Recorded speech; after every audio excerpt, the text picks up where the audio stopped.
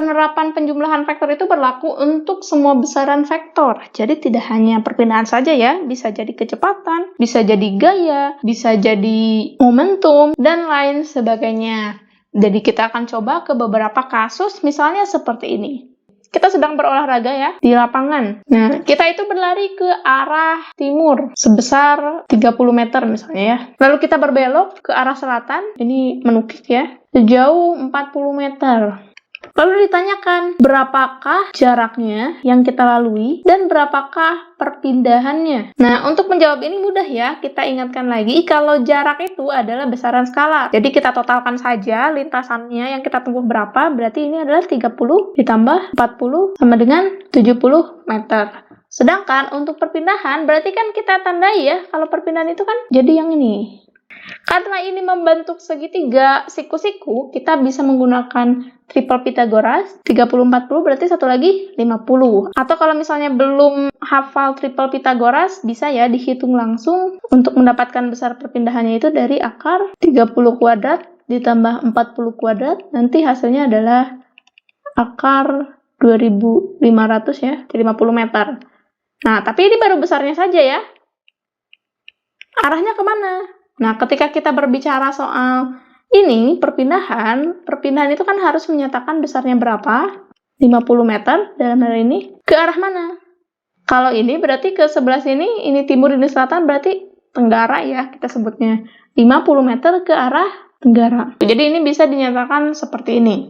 Atau bisa juga dinyatakan dengan suhu. Nah, itu ya.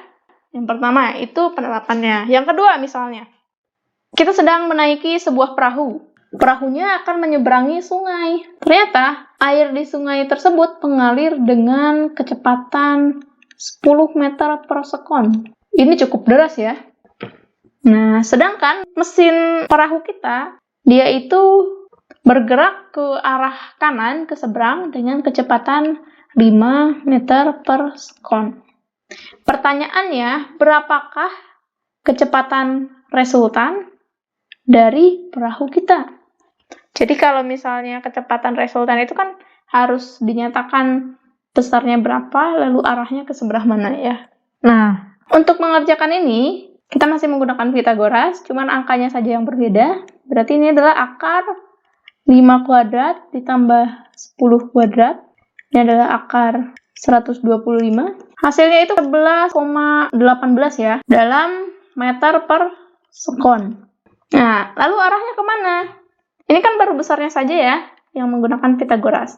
Arahnya itu, kalau misalnya kita gambarkan, kedua vektor tadi akan membentuk segitiga. Nah, ini ya, yang ini besarnya 5, yang ini 10. Kalau dilihat, resultannya itu kan menggunakan metode jajar genjang, berarti akan ke sebelah sini ya.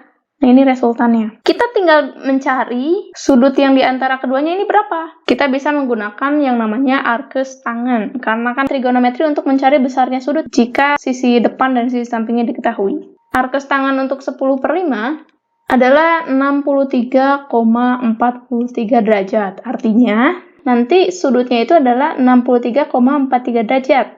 Ke sebelah sini. Karena ke bawah, itu biasanya sudutnya disimbolkan dengan negatif 63,43 derajat dari sumbu X. Nah, jadi besarnya itu adalah 11,18 meter per sekon dengan arah negatif 63,43 derajat dari sumbu X. Penerapan yang lain juga bisa, baik itu dalam gaya, dalam momentum, dan lain sebagainya. Tapi prinsipnya seperti ini ya.